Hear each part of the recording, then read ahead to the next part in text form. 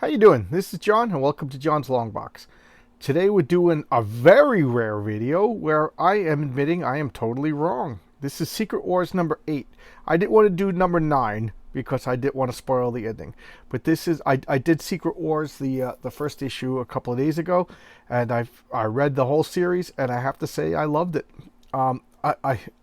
You heard me talking about who cares and everything like that. The stakes were big, and that's all true. The stakes were big.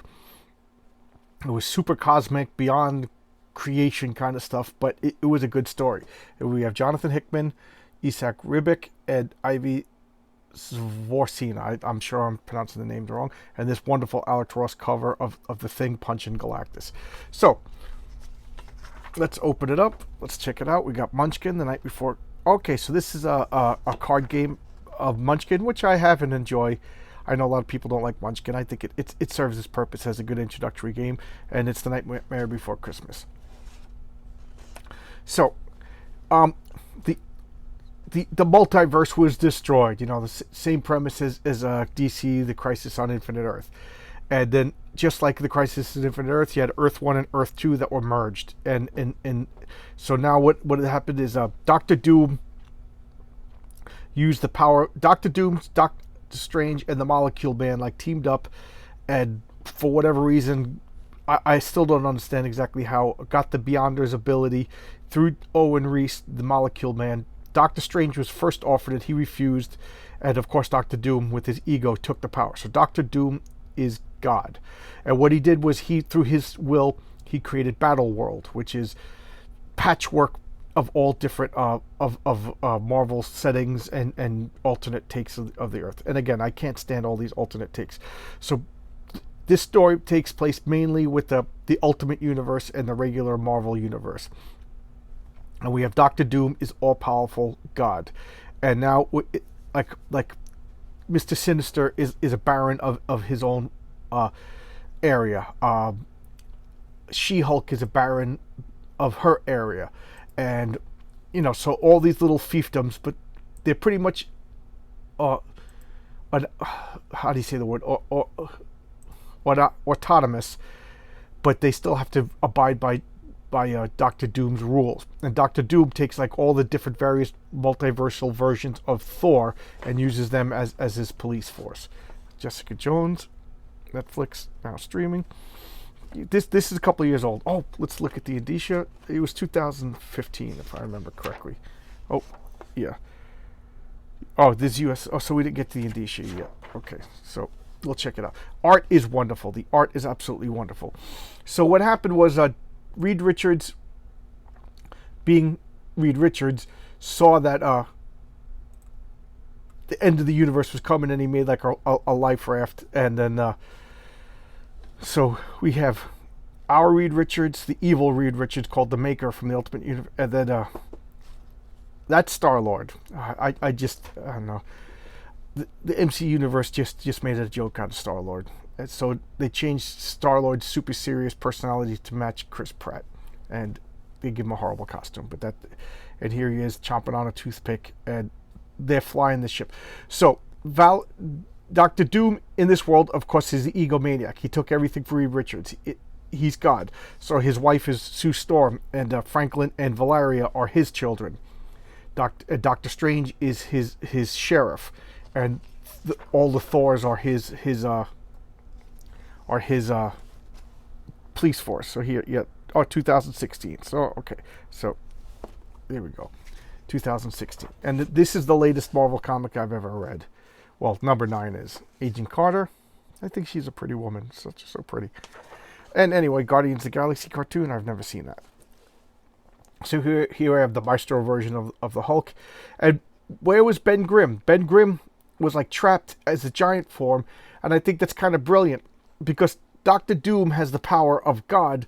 But he doesn't have... They made a big point that he's omnipotent, but not omniscient. And that's why he needs Doctor Strange to go out and gather information.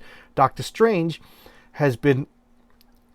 He made a hidden island, and he's been harboring people who want to overthrow Doctor Doom. So he's playing the role of his Grand Vizier, most trusted lieutenant, but at the same time he's not fostering rebellion, but he's not He's not harm. He's letting the people who want to rebel, giving them safe passage because he's a good guy and he doesn't want to see anybody get killed or hurt by Doctor Doom's maniacal personality. You know, it's only a matter of time before people are going to rebel against him. And Ben Grimm has been trapped. And Ben Grimm is a giant. So I just love that because Doctor Doom's personality, his subconscious views Ben Grimm as larger than life because he's afraid of him. Ben Grimm crushed his hand in one of their first adventures. Ben Grimm is just a good guy. Ben Grimm has taken his horrible visions and still has become a good guy. Everything that Doctor Doom can't seem to do. And that's another thing. The Doctor Doom can't repair his face. You know, his subconscious won't let him do it. And he's also afraid of Reed Richards. So his daughter Valerie, she has no memory of her real father. You know, his daughter. She's super intelligent. She's figuring something's going on. And there's Sue. There's Doctor Doom, all in white. What's going on? Oh, and there's Valeria. Who's that? That's the White Swan. She came from our universe along with Terax and Thanos, and she, you know, he just beat Thanos, and now she's just like, yeah, I'm on your side now. You know, she knows which side the bread's buttered on. Here's look at that picture. He's just fighting Galactus, and Galactus is just like a toy that Franklin Richards plays with in this world. And look at this art. Just look at, and these are all the spin-offs. We got Weird World, Starbrand and Night Mask, A-Force. See, these are all the spin-offs from this series. And there's the maker of the evil Reed Richards. That's our Reed Richards, and that's Star-Lord just looking like a goof. And I don't want to spoil it anymore, but you know, I was wrong. I really got engrossed by the story. I guess because it was a limited series and it was a high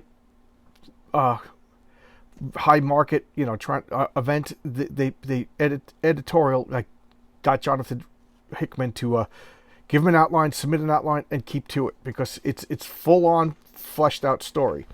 And I got A-Force first because I didn't know what it was. I thought it was an Avengers spinoff, and then I saw that it was a spinoff of Secret Wars, so I was like, I don't want Secret Wars, and I bought it and I'm glad I did. And you don't need A-Force. It really doesn't help or hinder the story if you don't read A-Force. So here's Thanos with is that Black Panther? I don't know, but I don't want to spoil it. So here's Franklin. You know, Ben Grimm's like, you don't remember because he's a prisoner. He was never part of this world, so he remembers the world beforehand. That's one of the things that Doctor Doom did. Nobody remembers the real world except for Doctor Strange and those who are not on this battle world, like Ben Grimm, Thanos, Reed Richards, and especially not Sue and Valerie. But she's smart enough. She's smarter than Reed. She's smarter than Doctor Doom.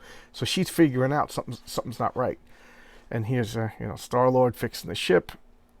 And who's coming to him? Oh, Black Swan. And he doesn't realize how powerful she is. Kind of like Black Swan. And they're fighting. And what's he doing? He takes his toothpick out. He sticks his toothpick in Yggdrasil, which is Doctor Doom's throne. And, of course, it's Groot. So Groot becomes all of Yggdrasil. I am Groot, which is pretty cool. Agents of S.H.I.E.L.D. #1. Looks like Cyborg. Oh, it's Deathlock. Okay. And Captain Marvel #1. Look at this, just gorgeous art. They're going around. So now she's seeing Reed. He's, hello, Susan. And Doctor Doom is just fighting them all.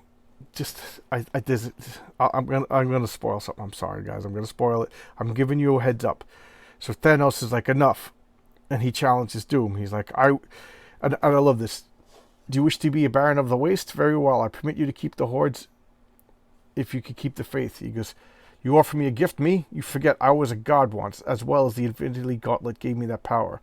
And when I was a god, I did not use those powers as a mortal would have, as you have, saving what you can. No, I wielded them as a god should, a judgment of all living things. You are a weak god, a pretender. It is you who should bow before me. Look at Agatha. He goes, And do you have an Infinity Gauntlet now? I do not yet. I remain Thanos, the great tyrant. And for you, that will be enough. Just look at him. And then Doom just punches him and pulls out his entire skeleton and he crumbles him into dust.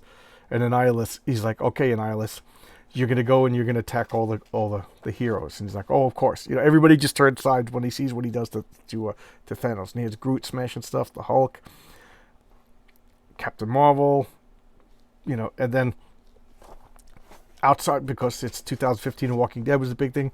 Outside of the kingdoms, there's all these zombies. So now zombies are attacking, and here comes Submariner and Black Panther, and he's got an Infinity Gauntlet. And it was really good. It was really good. And here's an Alex Ross cover of the last issue, and I like the way Alex Ross makes Reed Richards look like the professor from Gilligan's Island, and a really cool looking Build-A-Figure of the Hulkbuster Iron Man armor. So I spoke too soon. I read the first issue, which was a bad setup. It was just a ripoff of the Crisis Infinite Earths.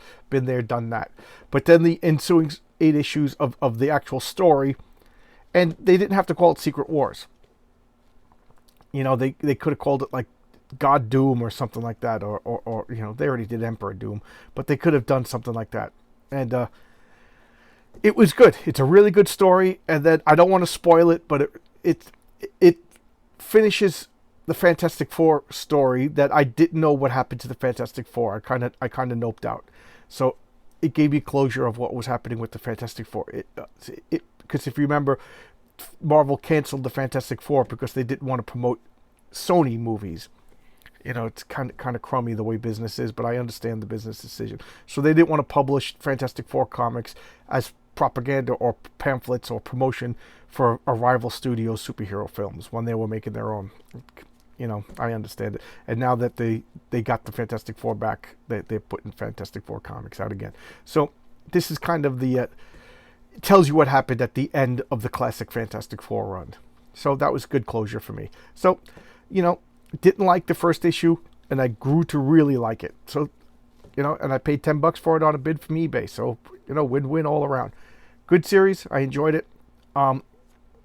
This will probably be the end of my Marvel. A nice, let's leave on a high note. Okay? So thanks a lot. I appreciate you. I appreciate Ben Grimm. I appreciate you for taking time out of your busy day to listen to me ramble about comic books. Okay? It's a lot of fun. Thanks a lot. See ya.